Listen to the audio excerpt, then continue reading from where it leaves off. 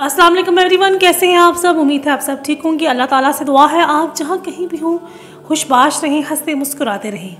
आज की नई वीडियो में आपको खुश आमदीद कहती हूँ और आज जिस वीडियो पे रिएक्शन देने वाली हूँ वो वीडियो है हंसी टीवी वालों की। हंसी टीवी वालों की हमेशा से बेहतरीन कोशिश ली रही है और बेहतरीन वीडियो लेके आते हैं प्रूफ के साथ। और आज की वीडियो इनकी बहुत ही ज़्यादा इम्पोर्टेंट है। हम सोए हुए लोगों के ज़मीर को जगाने की बेहद ज़रूरत है। जो कुछ आजकल के माशरे में हो रहा है उस चीज़ को ख़त्म करने की गौर फिक्र करने की ज़रूरत है और नबी सल्लल्लाहु अलैहि वसल्लम की तालीमात को उजागर करने की ज़रूरत है। और आज की वीडियो में हम जानेंगे अहले तशय्युफ़ फ़िरक़ा के गुमराह मुसलमानों ने इमाम हुसैन का बुत बनाकर पूजा किस तरह शुरू कर दी और किस तरह उनके ज़मीर ने गवारा किया ये हरकत करने पर। और अल्लाह ताला सब लोगों को हिदायत दे। चलिए आज की वीडियो में जानते हैं कि किस बात का डर था वही हुआ। हंसी टीवी वालों की ज़बानी ये बात सुनते हैं और चलते हैं उस वीडियो की जानिब। आपको पता है जिंदगी में जब भी मुश्किल में फंसा होता हूँ आपके कदमों को हाथ लगा लेता हूँ, आप मुझे दूध में से बाल की तरह निकाल लेते हैं। ओए ओए ओए। अब अंदाजा करें कि हमारी कैसी लॉजिक और कैसी अकल है। वो अल्लाह जिसने ऐलान किया है कि उजीब दावत दाई इज़ा दआन, कि मैं हर वक्त हर जगह पुकारने वाले की पुकार को सुनता नहीं कबूल करता हूँ। सुभान अल्लाह। जिसने ये ऐलान किया है उसके बारे में हमें शक है कि डायरेक्ट नहीं सुनता।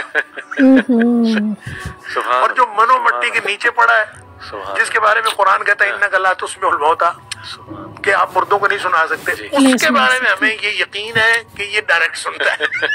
कितना गलत अकीदा। असल में अकीदे की बात है। अकीदे की बात है बिल्कुल। अस्सलाम वालेकुम दोस्तों, मेरा नाम है असीब शफकत और आप देख रहे हैं हंसी टीवी।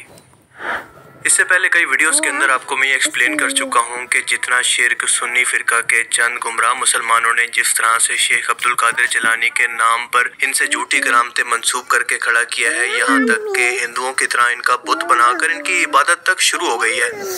मस्जिदों में भी अल्लाह रसूल के नाम के ऊपर इनके पीर का नाम लिख दिया गया है। ऐसे ही है और ये बात आज एक हिंदू को भी समझ में आ चुकी है कि आज इन मुसलमानों के अंदर और हिंदुओं के अंदर कोई फर्क बाकी नहीं रहा। मुसलमान बन गए लेकिन भजन के बिना चैन नहीं पड़ता तो कव्वाली लाई। मूर्ति पूजा की आदत लगी है तो मजार कब्र की पूजा शुरू होगी।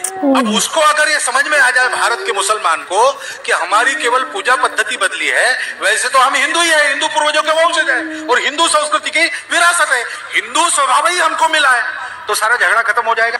बिल्कुल इसी तरह से अहले तशय्युफ़ फ़िरक़ा के गुमराह मुसलमानों ने ये शिर्क हज़रत मौला अली अलैहिस्सलाम के नाम पर शुरू किया हुआ है और ऐसी गुस्ताखाना और बुत परस्तों वाली रस्में शुरू कर दी हैं जिनको देखकर फर्क करना मुश्किल हो जाता है कि इनमें और बुत परस्तों के अंदर आखिर क्या फर्क बाकी रह गया।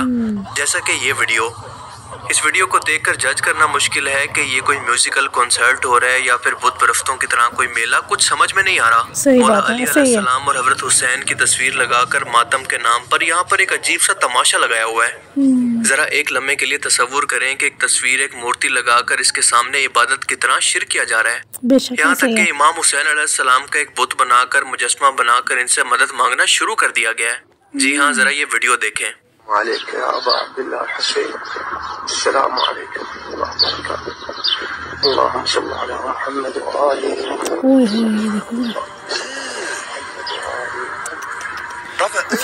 अल्लाहु अकबर। अब ये वीडियो किस जगह की है ये अभी तक कंफर्म नहीं है, लेकिन शायद ये अपने एक्सेंट से ईरान या फिर सीरिया की मालूम होती है। और ये शख्स नुसैरी फिरका का मालूम होता है जो कि अहले तशय्युफ़ के अंदर मौजूद एक काफिर फिरका है जिसे अलविया भी कहते हैं। शाम का साबिक डिक्टेटर बशारुल असद का ताल्लुक भी इसी फिरके से है। खुद अहले तशय्युफ़ फ़िरक़ा भी इस फिरके को ऑन नहीं करता क्योंकि इस फिरके का मानना है कि मौला अली अलैहिस्सलाम माज़अल्लाह खुदा थे।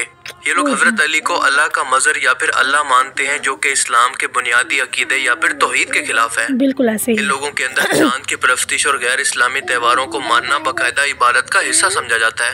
इनके त्योहारों के मौके पर शराब नोशी और कुफरी अकीदों के अलावा ये लोग कुरान के अल्फाज की दो तरह से तफसीर करते हैं, एक ज़ाहिरी और एक बातनी। बातनी मतलब को ये गैर जरूरी समझकर छोड़ देते हैं जिसके अंदर नमाज, रोजा और हज भी शामिल है।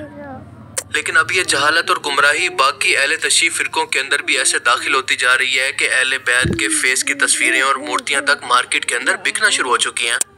और ये चीज खतरनाक इसलिए है क्योंकि ये बढ़ते बढ़ते अकीदत के तौर पर इंसान को कुफ्र और शिर्क की तरफ ले जाती है। लोग इन तस्वीरों को या फिर मूर्तियों को अकीदत या फिर एहतराम के तौर पर घरों के अंदर लगाना शुरू करते हैं और आहिस्ता आहिस्ता इनको बरकत की वजह मानकर इतनी इज्जत देना शुरू कर दी जाती है कि इनके आगे सजदे भी शुरू हो जाते हैं।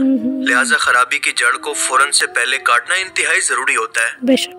शर्म का मकाम तो ये है कि बड़े बड़े फैमिली व्लॉगर्स जिनकी कई मिलियंस के अंदर ऑडियंस है शिर्क को प्रमोट कर रहे हैं, क्योंकि जिस शख्स को या फिर शख्सियत को आप अपना मुश्किल कुशा या फिर अपनी मुश्किलें हल करने वाला मान लें, दरअसल आप इसको अपना रब मान लेते हैं।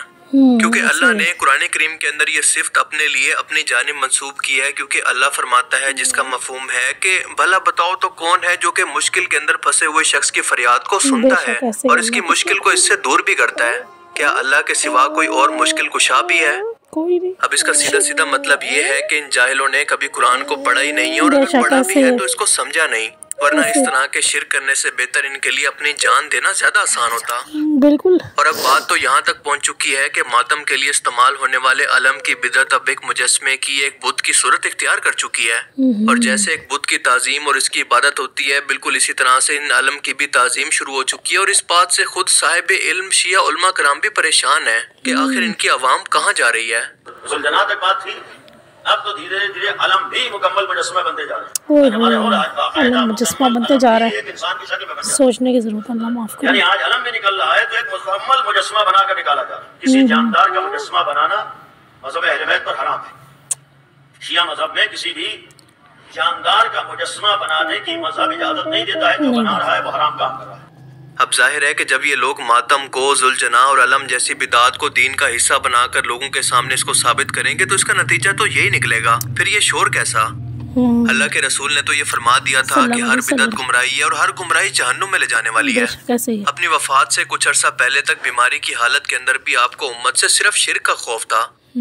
हदीस शरीफ के अंदर आता है जिसका मफहूम है कि जब आपकी दो पाक बीवियां आपस में इथोपिया के गिरजाघर की खूबसूरती के बारे में यहाँ पर लटकी तस्वीरों और यहाँ की मूर्तियों की तारीफें करने लगी तो आपने बीमारी की हालत के अंदर उठकर फरमाया कि यही तो उस उम्मत की सबसे बड़ी खराबी थी कि जब इन लोगों के अंदर कोई नेक शख्स फोत हो जाता तो उसकी कब्र को सजदागाह बना लेते, इस पर मजावर बनकर बैठ जाते। और मैं तुम्हें कब्रों को पक्का करने से, इन पर इमारत बनाने से और इस पर मजावर बनकर बैठने से मना करता हूँ। पर आप देखें कि आज उम्मत ने बिल्कुल इसका उल्ट शुरू कर दिया है। सही है, बिल्कुल। और ये लोग आज के टाइम के अंदर इस शिर्क के अंदर, इस अंधी तकलीद के अंदर इतना गिर चुके हैं कि अगर आज आसमान से फरिश्ते भी उतरकर इन्हें हक बात बताएं तो ये उनको भी कहेंगे कि क्या हमारे बाप दादा गलत थे, क्या तुम उनसे भी ज्यादा जानते हो। अगर आपको यकीन ना आए तो इन लोगों से इस मौजू पर बात करके देख लें। इल्ला माशाल्लाह कोई आपकी बात सुनने के लिए तैयार भी नहीं होगा। ऐसे ही है, बिल्कुल। अब जो लोग कहते हैं कि अल्लाह के रसूल ने फरमाया था कि मुझे तुमसे शिर्क का खौफ नहीं, वो दरअसल झूठ बोलते हैं। दरअसल आप सल्लल्लाहु अलैहि वसल्लम के फरमान का मतलब था कि मेरी पूरी उम्मत कभी भी शिर्क पर अब जमा कभी नहीं होगी।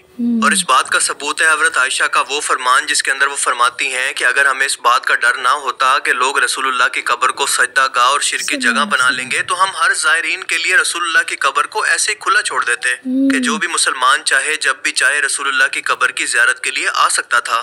तो अब जरा बताओ कि अगर उम्मत से शिर्क खत्म हो गया है तो क्या ये बात हज़रत आयशा को पता नहीं थी?